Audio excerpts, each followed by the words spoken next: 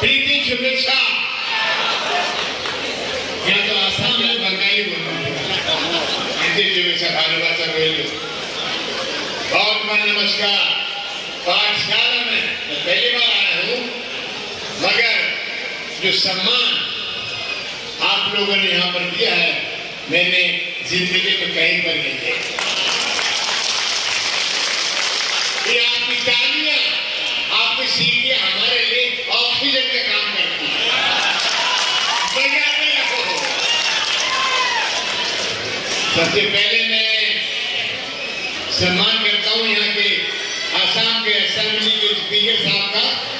अभी बोल रहे थे कैबिनेट मिनिस्टर यहाँ बैठे हैं और पाठशाला राष्ट्र महोत्सव के पूरी कमेटी का बहुत बहुत अनुग्रहित हूँ, आभारी हूँ।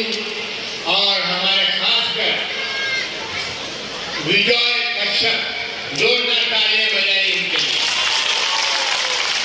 इनकी बहन मधु बहन और सूर्यमणि किधर गई है? Cultural secretary Suryamani, thank you very much.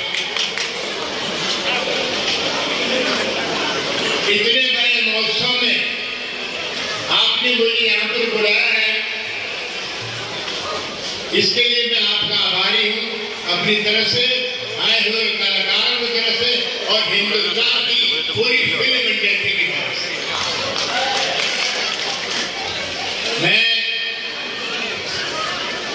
बहुत बहुत अनुग्रहित हूँ, आभारी हूँ आपका। आपने निमंत्रण दिया।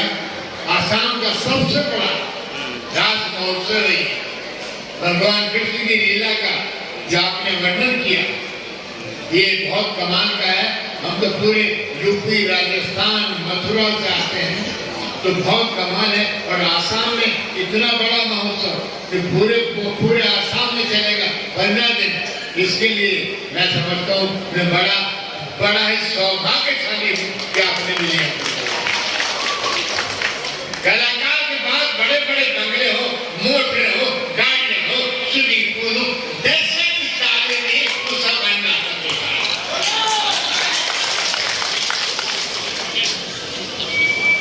मैंने बड़े बड़े कलाकार देखे जिनके पास बंगले थे, मोटरें, गाड़ियां सब थे, मगर दर्शक नहीं था, सब अन्ना देखा।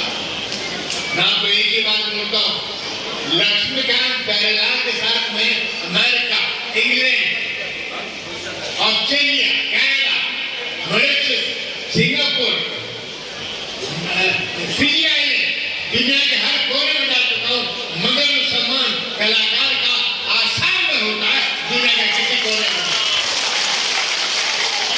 ये तालियां ने मेरी जिंदगी बना दी है। सुनाऊंगा डेफिनेटली। सर एक बात बोलता हूँ, ये हमारा जो कल्चर है आपने जिंदा रखा है, ये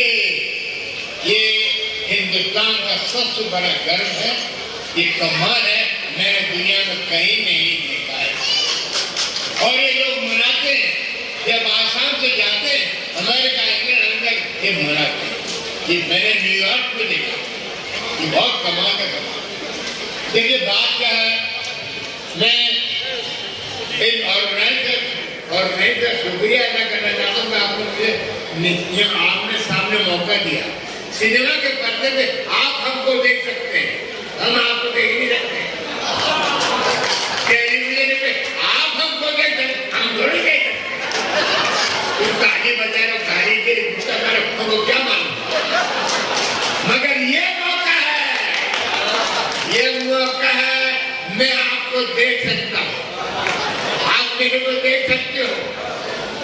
और बीच में कोई डायलॉग, सिनेमा के पर्दे पे हमको वही करना पड़ता है जो डायरेक्ट में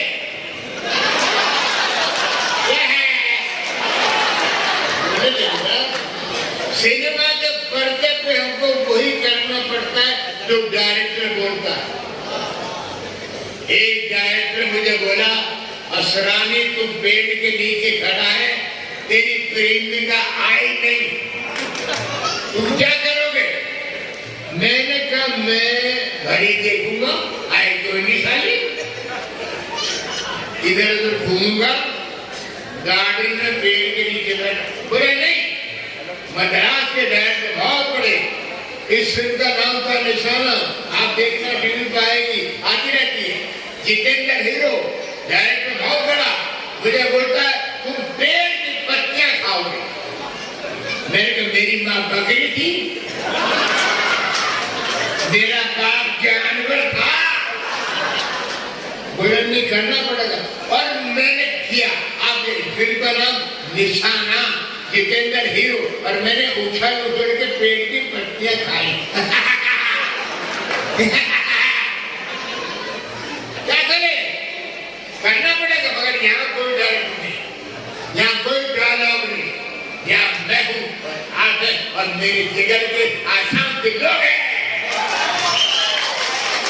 आपने देखा होगा पुरानी ब्लैक एंड व्हाइट फिल्मों में 60-70 साल का हीरो अपनी माँ को आके बोलता है मैं पास हो गया माँ, मैं पास हो गया माँ, तो फर्स्ट में पास हो, माँ बोलते राजू तू स्कूल कर गया था हराम हो।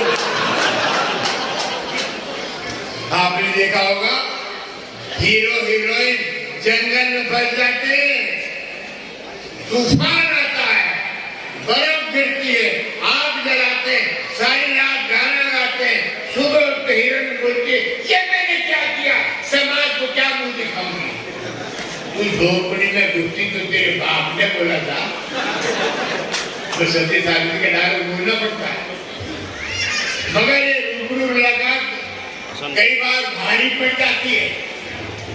कभी आप बॉम्बे आएंगे, मुंबई आएंगे, एक फिल्म शूटिंग है, मैं एक फिल्म की शूटिंग कर रहा था, भूल भुलैया, अक्षय कुमार था उसमें, और सामने शूटिंग चल रही थी शाहरुख खान की।